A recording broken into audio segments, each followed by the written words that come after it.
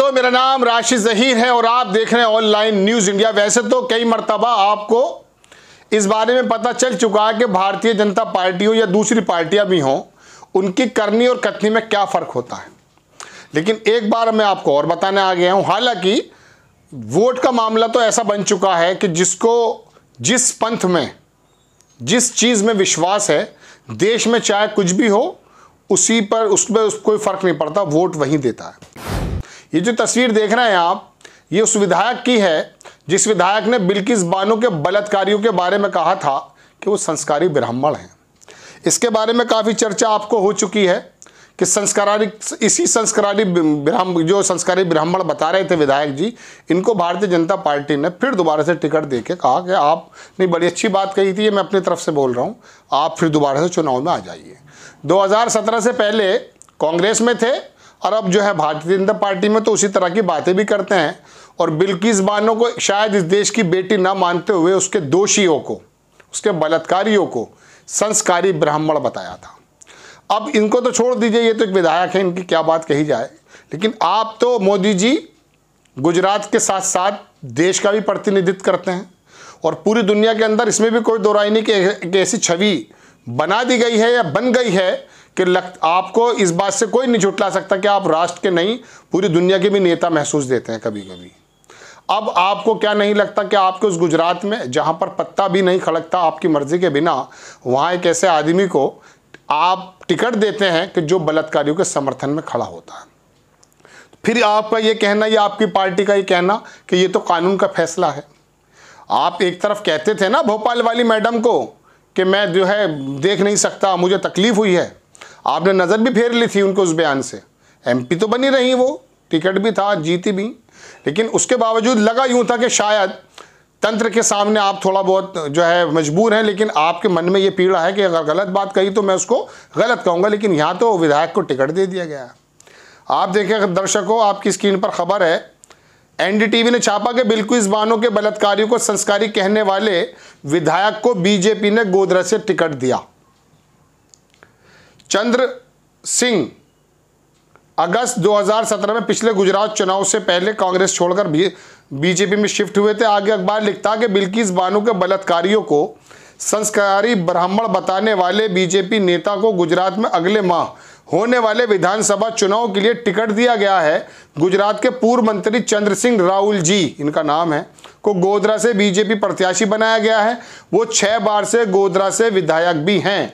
चंद्र सिंह अगस्त 2017 में पिछले गुजरात चुनाव के पहले कांग्रेस छोड़कर बीजेपी में शिफ्ट हो गए थे। वो गुजरात सरकार की उस कमेटी का भी हिस्सा थे, बहुत ध्यान से सुनिएगा, कि जिसमें बिल्किस बानो के रेप और उसके परिवार के 9 लोगों की हत्या के 11 दोषियों की रिहाई के पक्ष में सर्वसम्मति से फैसला दिया था।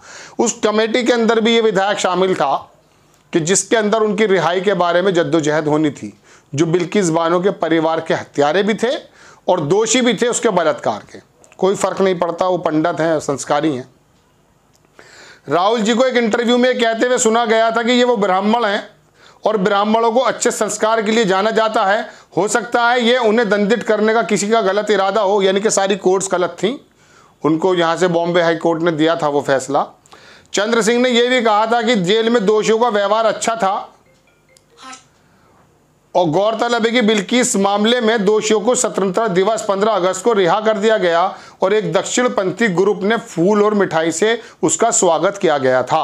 आपको निर्भया याद होगी, दिल्ली के अंदर जब तमाम देश के लोग कैंडल हाथ में लेकर आ गए थे और उस बेटी के साथ थे, तमाम देश एक साथ था दर्शकों, उस समय कोई हिंदू मुसलमान नहीं था। लेकिन अब बिल्किस बानो के बलात्कारी जब जेल से आए, ये आपको मालूम है कि एक संगठन ने उनको मिठाई भी खिलाई थी, बड़ा ज़बरदस्त काम करके आए थे वो, और मालाएं भी पहनाई थी। ये तो स्तर जा चुका है मेंटालिटी का। राजनीतिक पार्टियों ने दरअसल खाली आपको वोटर ही नहीं बनाया है आज़ादी के बाद, अब हालात ये हो गए कि आपको एक ऐसा धार्मिक पशु भी बनाने की तैयारी है कि ये सिर्फ धर्म की बात देखें, बलात्कारी के साथ खड़े हैं नहीं खड़े हैं इस बात से कोई फ़र्क नहीं पड़ता है। पहले किसी ज़माने में जो राजनीति हुआ करती थी तो राजनेता की अपनी पूरी पर्सनैलिटी एक धरोहर होती थी उसके लिए।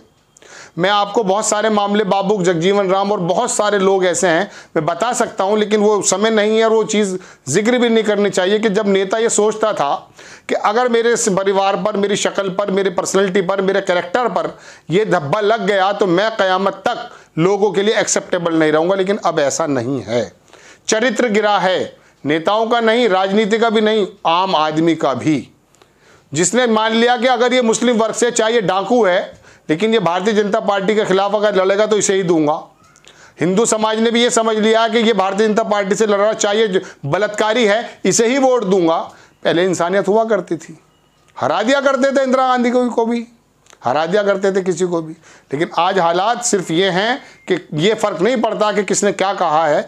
तो भारतीय जनता पार्टी जो कहती है पार्टी विद द डिफरेंस, अगर उससे क्या सवाल नहीं होना चाहिए कि साहब आपने कैसे विधायक को टिकट दे दिया जो बलात्कारियों के संग खड़ा है, उनको संस्कारी ब्राह्मण बताता है।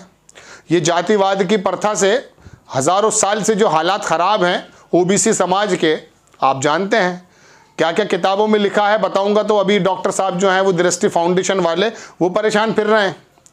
भारतीय जनता पार्टी का आईटी सेल ने एक मुहिम चला दी है कि इनका जो है बाइकाट कर दिया जाए। अभी बता दूंगा आपको कि जातिवाद की वजह से क्या क्या वजह हो रही हैं, दलित के साथ क्या हालात हैं, मुस्लिम के साथ क्या हालात हैं। हालांकि उनकी लड़ाई लड़ने वाले भी तमाम जो है बहुसंख्यक आयोग से निकल कर, बहुसंख्यक वर्ग से लोग निकल कर आए, इसमें कोई दो राय नहीं है। लेकिन दर्शकों बात यह है कि आप पार्टी होने के नाते आप ये तो सोचें, इतना तो बता दीजिए कि नहीं, अगर विधायक ने कहा है उन बलात्कारियों का साथ देने के लिए, समर्थन के लिए, या उनको संस्कारी ब्राह्मण बताया तो हम इतने नाराज हैं कि टिकट नहीं देंगे। लेकिन साम दाम दंड भेद कुछ भी हो, सिर्फ टिकट दे करके जिताओ कैंडिडेट को लाना है। अखबार लिखता है कि गुजरात सरकार में अपनी माफी नीति के तहत इन लोगों को रिहाई की मंजूरी दे दी गई थी। आपको मालूम है कि गुजरात ने गृह मंत्रालय को जब ये रिपोर्ट सौंपी थी तो 10-15 दिन के अंदर ही वो मामला हो गया था। इतनी जल्दी तो कभी तंत्र काबू में भी नहीं आते कि इधर इनसे फैसला हुआ कि इनको छोड़ा जाए, उधर गृह मंत्रालय ने मंजूरी दे दी थी। आप जाके देख सकते हैं 10-15 दिन का मामला था, गृह मंत्रालय ने मंजूरी दी थी उसको। फिर आप ये दुरंगा व्यवहार क्यों करते हैं साहब।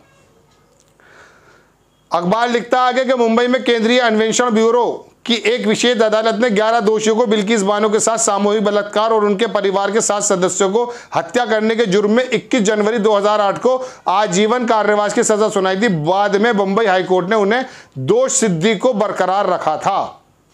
ये वाईएसआर जो हैं तेलंगाना वाले, उन्हें भी ट्वीट किया था, आपकी स्क्रीन पर लगा देता हूं। ये कह रहे हैं विधायक जी कि they are Brahmins man of good sanskar. ब्राह्मण है तो बलात्कार का इजाज़त मिल जाती है। कौन से ग्रंथ में लिखा है, कौन से पंथ में लिखा है कि फला बिरादरी से है तो वो बलात्कार कर देगा किसी के, वो भी हामिला औरत का। लिखते हैं कि BJP now terms rapist as man of the good sanskar, this is the lowest party can ever stoop. बात यह है दर्शकों, आप तो ये कहते हैं कि ऐसे दागी को वोट नहीं देंगे, ऐसे जेल जिनके ऊपर वो होगा वो वोट नहीं देंगे, लेकिन ये लोग जो बलात्कार का समर्थन करते हैं इनके बारे में, बहरहाल खबर यही थी दर्शकों कि ये हाथी के दांत जो है ना खाने के और दिखाने के कुछ और होते हैं। आप रेपिस्ट के समर्थन में खड़े हो जाइए, उन्हें मालाएं पहना दीजिए, इस बात से कोई फर्क नहीं पड़ता। यदि आप जिताऊ कैंडिडेट हैं, आप जो है जातिवाद करके कोई भी काम करके अगर जीत सकते हैं, टिकट आपको मिल जाएगा। आपको खबर कैसी लगी अपनी राय कमेंट्स बॉक्स में जरूर दीजिए। चैनल को सब्सक्राइब कीजिए, शेयर कीजिए। नेक्स्ट टाइम किसी खबर के साथ आता हूं। जय हिंद। इस खबर को अभी लाइक करें, शेयर करें, अभी चैनल को सब्सक्राइब करें और घंटी जरूर दबाएं।